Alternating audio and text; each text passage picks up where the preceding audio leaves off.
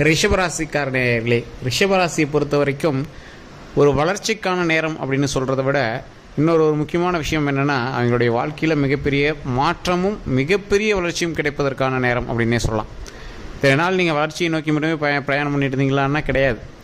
நிறைய கஷ்டங்களையும் சந்தேகங்களையும் ஒரு மிகப்பெரிய ஒரு அவலமான நிலையிலிருந்து தான் நீங்கள் வெளியே வந்துட்டு இருக்கிறதுக்கு ட்ரை பண்ணிட்டு இருந்தீங்க. அவங்களெல்லாம் இப்போ இந்த நிலைமை உங்களுக்கு ஒரு நல்ல ஒரு மாற்றமும் முன்னேற்றமாக அமையும் அப்படின்னே சொல்லலாம். இந்த ரிஷபராசிக்காரர்களுக்கு கல்வி, தொழில் இது எல்லாமே ஓரளவுக்கு தான் உங்களுக்கு செட் ஆகிருக்கும். நீங்கள் படித்த வேலைக்கு போயிருக்க மாட்டீங்க. என்ன படிச்சிங்களோ அதுக்கு எதிர்மறையான வேலை, நீங்கள் என்ன படிச்சிங்களோ அதுக்கு ஓரியன்டாக ஒரு குறிப்பிட்ட மாதிரி ஒரு 5% தான் செட்டே ஆகிருக்கும். நீங்கள் இந்த ஒரு எக்ஸாம்பிளுக்கு இன்ஜினியரிங் படிச்சிருப்பீங்க, அதுக்கு சம்மந்தமே இல்லாத ஒரு வேலைக்கு போயிருப்பீங்க. சார், வாழ்க்கையில் எல்லா ராசிக்காரனுமே இன்ஜினியரிங் படித்தவன் எதுக்குமே சம்மந்தமான வேலைக்கு தானே சார் போகிறான் அப்படின்னா, இந்த ரிஷபராசிக்காரர்கள் அது ஒரு எடுத்துக்காட்டு அப்படின்னு சொல்லலாம்.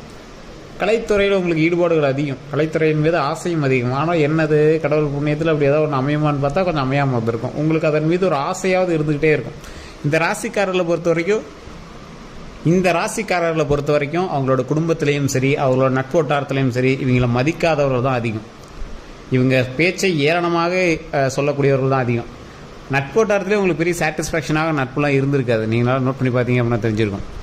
கல்வி வட்டாரத்தில் உங்களுக்கு கல்வியெல்லாம் பார்த்தீங்கன்னா ஒரு மேம்போக்கான கல்வி அப்படின்னு தான் சொல்ல முடியும். நீங்கள் நினைத்த படிப்பை முழுமையாக படிச்சிருக்க முடியாது.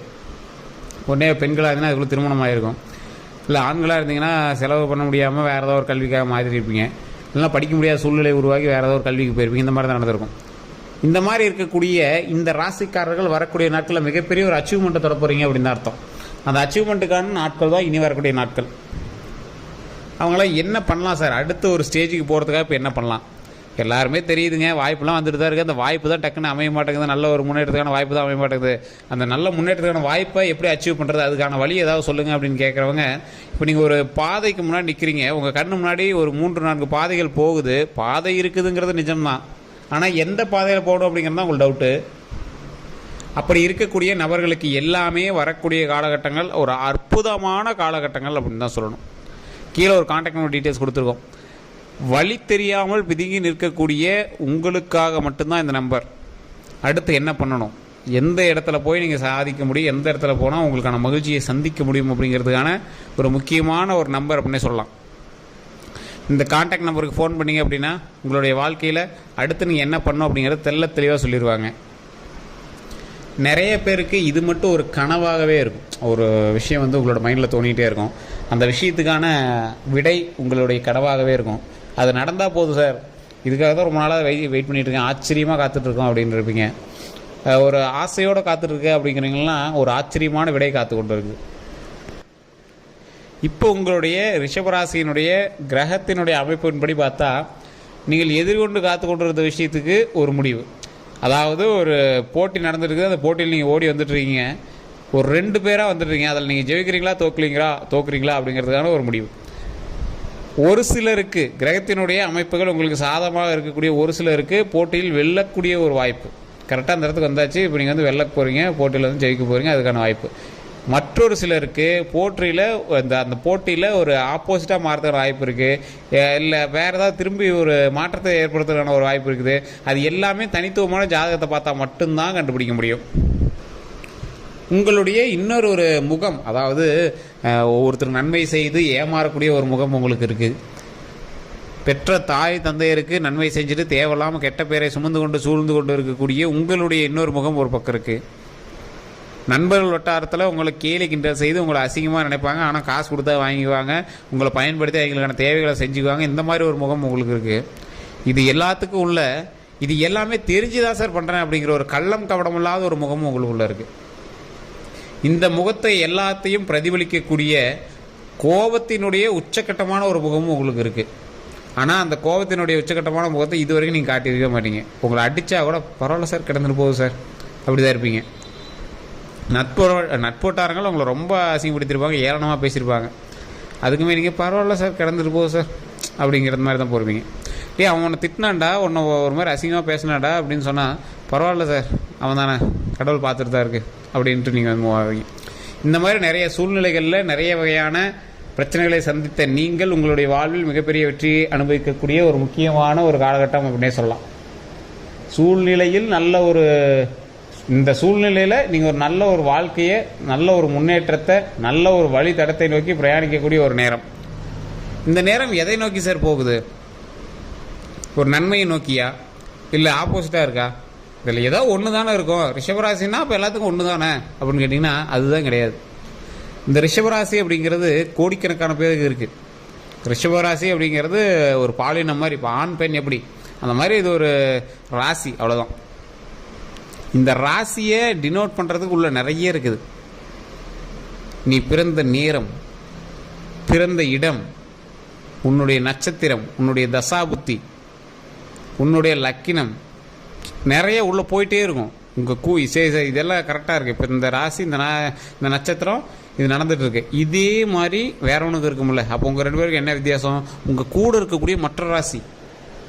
ஒரு எக்ஸாம்பிளுக்கு நீங்களும் ரிஷப ராசியில் இருக்கீங்க, ஒரு குறிப்பிட்ட நட்சத்திரத்தில் இருக்கீங்க, குறிப்பிட்ட லக்கணத்தில் இருக்கீங்க. இதே மாதிரி ஒருத்தர் இருக்கான். ஆனால் 2 பேர்த்துக்கு ஒரே மாதிரி நடக்கிறதில்ல. ஏன்னா அவனோடு அமைந்திருக்கக்கூடிய மற்ற ராசிகளின் பால் அவன் வந்து செயல்படுவான். அவனுக்கு என்ன ராசி வந்து சப்போர்ட்டாக இருக்கோ அதுக்கு தகுந்த மாதிரி சப்போர்ட் அவனை தூக்கிடும்.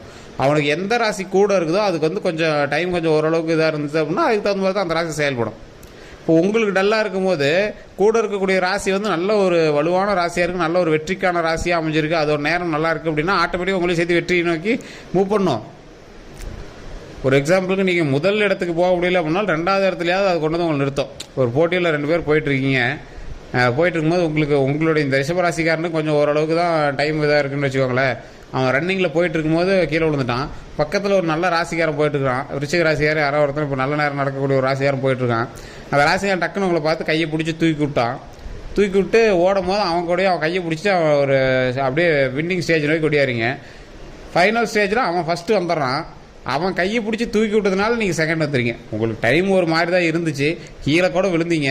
ஆனால் ஏதோ ஒரு குறிப்பிட்ட ராசி உங்கள் கூட துணையாக இருக்கும்போது அந்த ராசியினுடைய சப்போர்ட்னால முதல் இடத்த உங்களால் சந்திக்க முடியல அப்படின்னாலும் ஒரு 10-15வது இடத்துல நீங்கள் வந்து போட்டியிலேருந்தே விலகி போகிற ஸ்டேஜில் இருந்து நீங்கள் அவரோட கை பட்டதுனால நீங்கள் 2வது ஸ்டேஜுக்காக வந்தீங்கல்ல. இந்த மாதிரி தான் ஒரு நல்ல ராசி வந்து பயன்படும் குறிப்பிட்ட நட்சத்திரத்துக்கு நடுவில், குறிப்பிட்ட தசாபுத்திக்கு நடுவில், குறிப்பிட்ட ஒரு இடத்தில். இது நிறையா பேருக்கு தெரியறதில்ல. சரி, என்ன சார் இதில் என்ன சார் இவ்வளோ மாற்றம் இருக்குதா அப்போல்லாம் நிறைய பேர் கேட்பீங்க. சார் உங்கள் பிறந்த நேரம் 5 மணி அப்படின்னா 5 மணியை வச்சு நீங்கள் நெட்டில் போட்டிங்க அப்படின்னா அது ஒரு தசாபுத்தி காட்டும், ஒரு இயரில் காட்டும். ஒரு ராகு கேதுவோட பயிற்சி ஒரு இடத்துல, சனி பயிற்சி ஒரு இடத்துல, இந்த மாதிரி நிறையா காட்டிட்டு இருக்கும். அதே 5:01 நீங்கள் பிறந்திருந்தீங்க அப்படின்னா 1 நிமிஷம் தானே வேரியேஷன். என்ன பெரிய மாற்றமாக இருக்கும் போது? எல்லாத்துலேயும் 1 நிமிஷம் மாறி இருக்குமா? அப்படிலாம் இல்லை, வருடக்கணக்கில் மாறி இருக்கும். உங்களுடைய தசாபுத்தி வருடக்கணக்கில் சேஞ்சஸ் தெரியும். ஸோ நிறைய விஷயம் உள்ளே இருக்குதுங்க. சும்மா மேலாப்பில் இந்த ராசி பலன் சொல்லிட்டுலாம் போக முடியாது. அதனால தான் உங்களை தனிப்படையாக ஜோதிடம் ஒரு டைம் பார்த்துக்குவாங்க. அதுவும் உங்களுடைய ஜாதகம் மட்டும் இல்லாது கூட இருக்கக்கூடிய உங்களோட நட்பு வட்டாரம், உங்களுடைய 24 hours டைம் ஸ்பெண்ட் பண்ணுறேன். இல்லை சார் உங்களோட ஒரு 8 மணி நேரம் உங்களோட தான் இருக்கான் அப்படின்னா அவங்க நம்புகிறோம். ஸோ கரெக்டாக அதை பயன்படுத்தி நீங்கள் பயன் பண்ணீங்க அப்படின்னா தான் ஆட்டோமேட்டிக்காக உங்களுடைய எல்லா விஷயத்தையும் வந்து சொல்ல முடியும். உங்களுடைய ஃபேமிலியோ இல்லை உங்களுடைய குடும்பத்தில் இருக்கிறீங்களோ அவங்களோட ஜாதகத்தோட்டையும் பாருங்கள். அதன்படி உங்களுடைய வாழ்க்கை செயல்படுத்துகிற வாய்ப்புகள் அதிகம். ஒரு எக்ஸாம்பிளுக்கு இப்போ நீங்கள் வந்து திருமணம் ஆகாதவர் அப்படின்னா அவங்களுடைய ஜாதகத்தை பார்த்தா போதும், உங்களுடைய அப்பா அம்மா ஜாதகத்தை பார்த்தா போதும். உங்களுடைய தொழில் செய்யக்கூடியவர்கள் யாராவது இருந்தாங்கன்னா அவங்கள வந்து அவங்களோட டைம் ஸ்பெண்ட் பண்ணுறீங்க அப்படின்னா அவங்க ஜாதகத்தை பார்த்தா போதும். திருமணம் ஆனவர் அப்படின்னா மனைவியினுடைய ஜாதகத்தை பார்க்கணும். குழந்தை பிறந்தவர் அப்படின்னா குழந்தையினுடைய ஜாதகத்தை பார்க்கணும். ஸோ இது எல்லாம் சேர்த்து தான் வந்து உங்களுடைய மூவ்மெண்ட் வந்து கணிக்க முடியும். ஸோ இது நிறைய பேருக்கு தெரியறதில்ல. சார் அவருக்கு நல்ல ராசி சார், அதை செக் பண்ணியா சார், அதை மட்டும் பார்த்து சொல்லுங்கள் சார், அதை வச்சு போட்டாவே போதும் அப்படின்னா ஆட்டோமேட்டிக்காக நான் தான் சொன்னல, ரேஸில் போகிற கணக்கு தான். நீங்கள் கீழே விழுந்தாலும் உங்களை தூக்கி காப்பாற்றி வின் பண்ண வைக்கிறதுக்கு கூட ஒரு ராசி தேவைப்படுது. ஏன்னா இந்த ரிஷபராசி அப்படிங்கிறது தனித்துவமாக செயல்படக்கூடிய ராசி தான். இருந்தாலும் மற்ற ராசியோடு இணைந்து அதை விட அதிகமாக செயல்படக்கூடிய ராசி. ஸோ இன்னொன்று, அந்த ரிஷபராசிக்காரன் ரேஸில் போகும்போது விருச்சிக ராசிக்காரன் தூக்கிவிட்டான் அப்படின்னு ஒரு எக்ஸாம்பிள் சொன்னல, அவன் கீழே விழுந்ததுனால தூக்கிவிட்டான் அப்படின்னு சொன்னான்ல.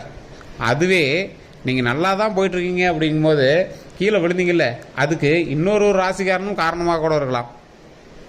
பக்கத்தில் போயிட்டு இருக்கக்கூடிய இன்னொரு ராசி தேவையில்லாமல் உங்களை வந்து ரன்னிங்கில் போயிட்டுருக்கோம் உங்களை இடிச்சுட்டு அவன் பாட்டுக்கு போயிட்டே இருக்கிற மாதிரி ராசியாக கூட இருந்துடலாம். அதுக்கப்புறம் உங்கள் கீழே இருக்கிறத பார்த்து பரிதாபப்பட்டு உங்களையும் கை பிடிச்சி மேலே தூக்கி விட்டது விருச்சிக ராசியாகவும் இருக்கலாம். ஸோ இந்த மாதிரி நிறைய விஷயங்கள் உள்ளே இருக்குதுங்க.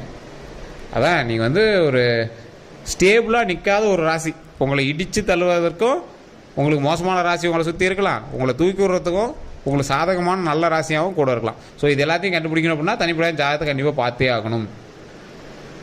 ஸோ இந்த நேரம் உங்களுக்கு ஓரளவுக்கு பாசிட்டிவ் நேரம், நல்லா ரன் ஆகக்கூடிய நேரம் தான். இதை எந்த அளவுக்கு உங்களுக்கு பிரதிபலிக்குது அப்படிங்கிறத ஜாதகத்தை பார்த்து தான் கணிக்க முடியும். கீழே கான்டாக்ட் நம்பர் டீட்டெயில்ஸ் இருக்குது. உங்களுக்கு வேறு எந்த சந்தேகமாக இருந்தாலும் மறக்காம கால் பண்ணி கேட்டு தெரிஞ்சுக்கோங்க. எல்லோருக்கும் நன்றி நண்பர்களே.